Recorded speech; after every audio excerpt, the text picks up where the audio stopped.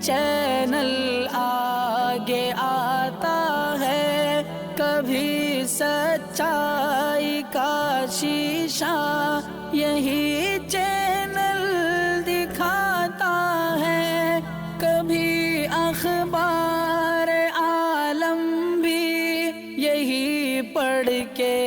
سناتا ہے۔ ناظرین گرامی السلام علیکم ورحمۃ اللہ وبرکاتہ۔ سیدھی بات کے تازہ ترین پرائم ٹائم میں آپ لوگوں کا استقبال ہے۔ ناظرین گرامی، میں اس وقت آپ لوگوں کے سامنے ایک موضوع پر گفتگو کرنے جا رہا ہوں۔ کل سے آپ لوگ بہتر انداز میں جان رہے ہیں، بلکہ آپ کے واٹس ایپ میں بھی وہ ویڈیو پھیل چکی ہے۔ ملعون، مردود، زندیق، کافر، جو بھی شخص کو آپ نام دے دیں، وہ اس کی حرکت کے سامنے اور اس کی رذالت، اس کی ضلالت، اس کی ذہنی سطحیت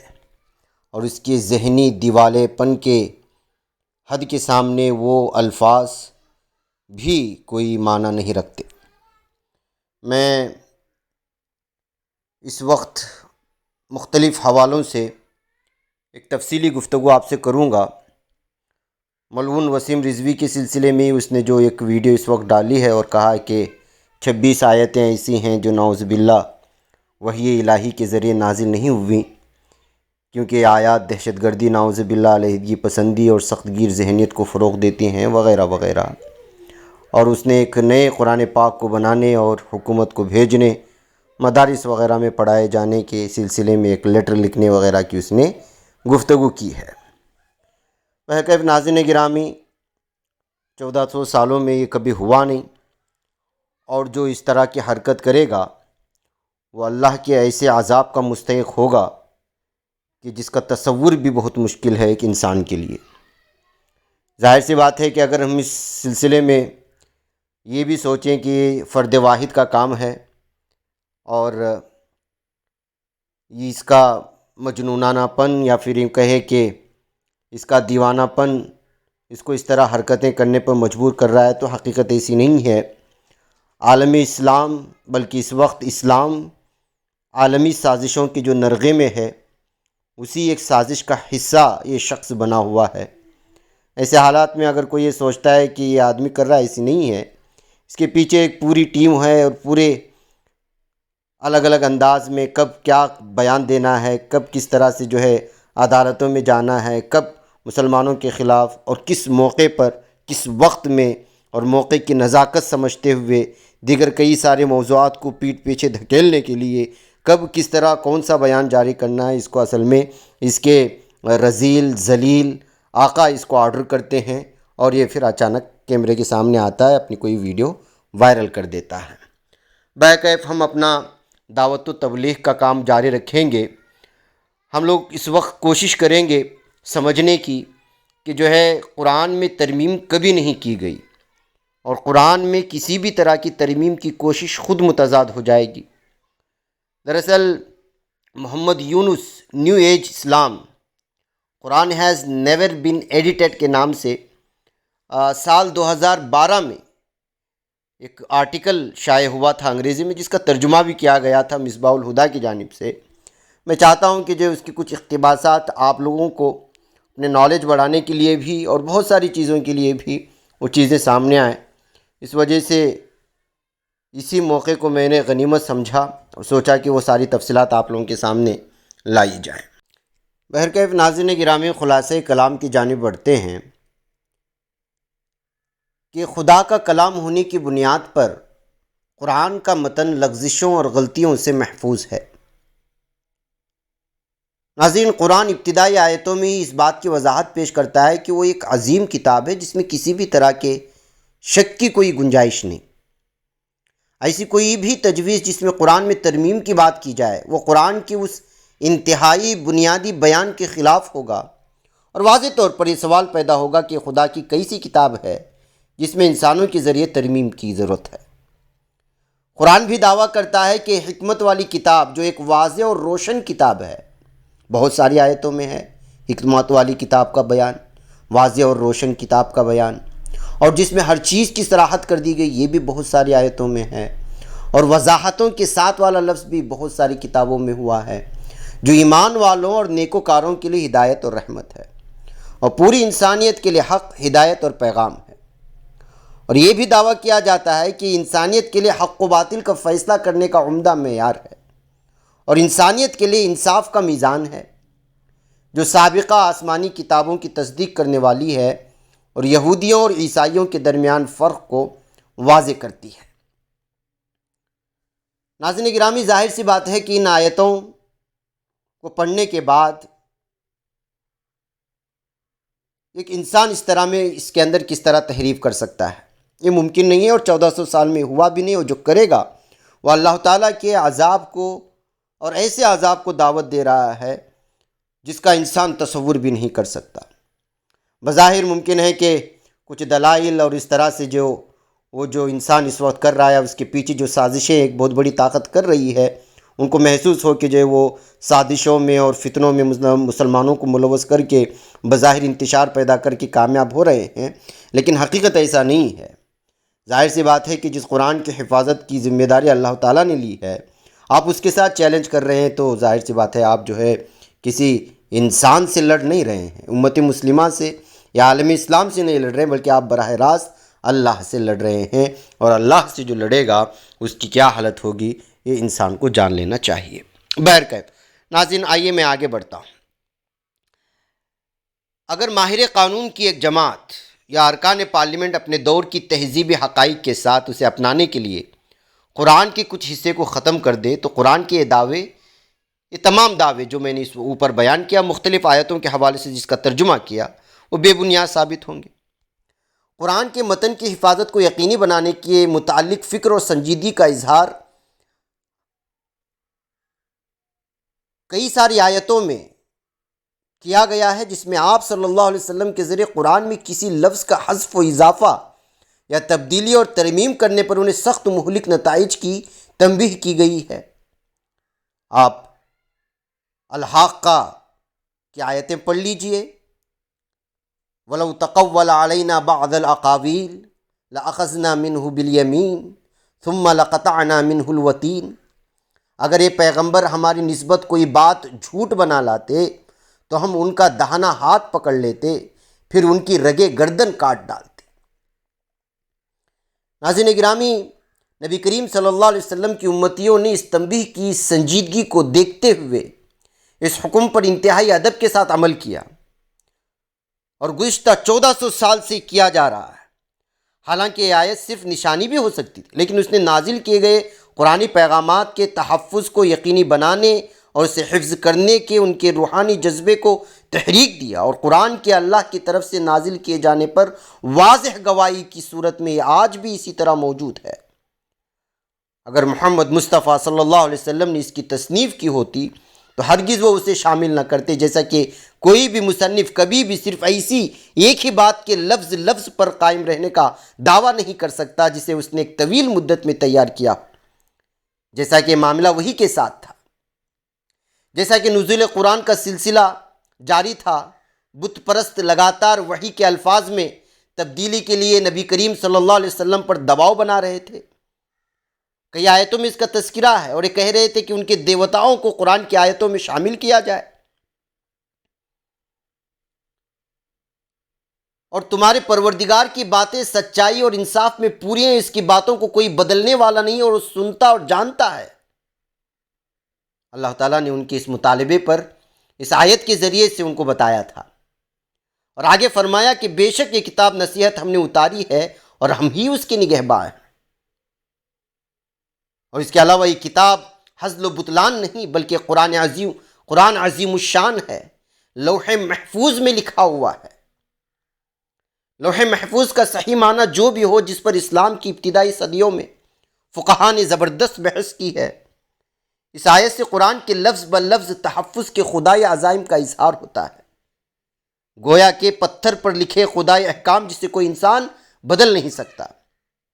یہ قرآنی بیانات اس کے متن کی سالمیت کے ناقابل تردید شواہد کی حیثیت سے موجود ہیں۔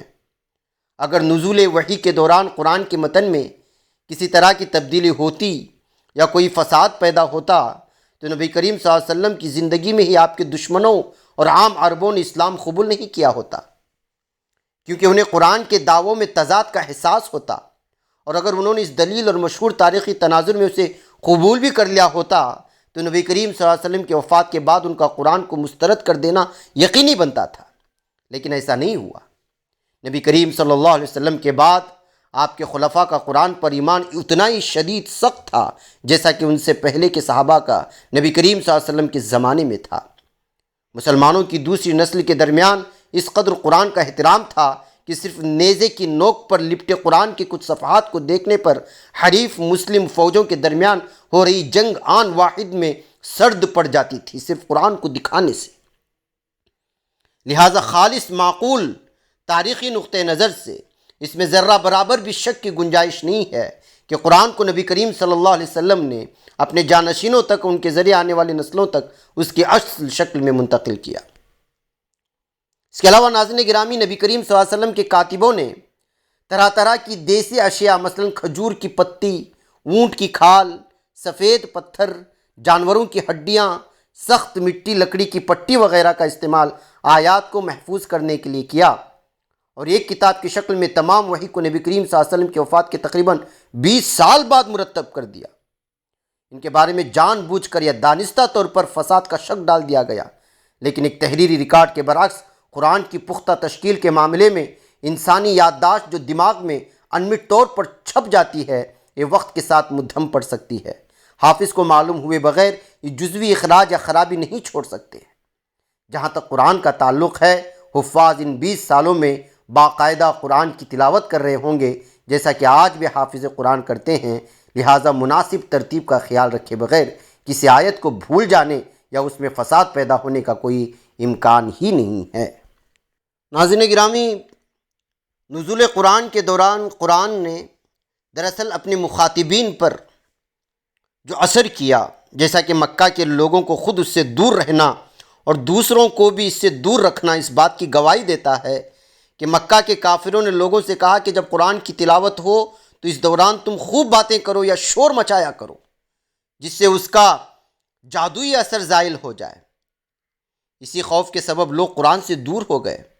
اور یہ بالکل ایسا تھا جیسے سہما ہوا گدھا کسی شیر کو بھگا رہا تھا۔ حقیقت یہ ہے کہ مکہ کے وہ تمام عرب جنہوں نے نبی کریم صلی اللہ علیہ وسلم کی نبوت کا علی اعلان انکار کیا گیا تھا، دائرہ اسلام میں داخل ہوئے۔ یہ وہی وقت تھا جب قرآن نے اپنے پرزور اثر کے سبب نفرت کو زائل کر دیا تھا۔ آپ صلی اللہ علیہ وسلم کی زبان سے قرآن کی تلاوت سننے والوں پر سحر انگیزی طاری ہو جاتی تھی، جو یک لخت ان کی شخصیت کو فنا کر اطاعت کے لیے مجبور کرتا تھا۔ قرآن اس میں ایک بھی تضاد تلاش کرنے کا واضح طور پر چیلنج پیش کرتا ہے، اور جب کوئی اس چیلنج کو قبول کرتے ہوئے ایسا کرنے کی کوشش کرتا ہے تو اس پر قرآن کا رعب، حیرت اور مسرت میں اضافہ ہی ہوتا ہے۔ اگر نبی کریم صلی اللہ علیہ وسلم اس کے مصنف ہوتے یا قرآن کسی اور کی نقل کی ہوئی ہوتی تو اس طرح کے دعوے نہیں کر سکتے تھے۔ جیسا کہ کہا گیا قرآن پاک میں، اور اگر تم کو اس کتاب میں جو ہم نے اپنے بندے یعنی محمد مصطفیٰ صلی اللہ علیہ وسلم پر نازل فرمائی ہے کچھ شک ہو تو اسی طرح کی ایک صورت تم بھی بنا لاؤ، اور خدا کے سوا جو تمہارے مددگار ہوں ان کو بھی بلا لو اور ان کو بھی اپنے ساتھ ملا لو اگر تم سچے ہو۔ لیکن اگر ایسا نہ کر سکو اور ہرگز نہیں کر سکو گے تو اس آگ سے ڈرو جس کا ایندھن آدمی اور پتھر ہوں گے اور جو کافروں کے لیے تیار کی گئی ہے۔ تو ناظرین گرامی،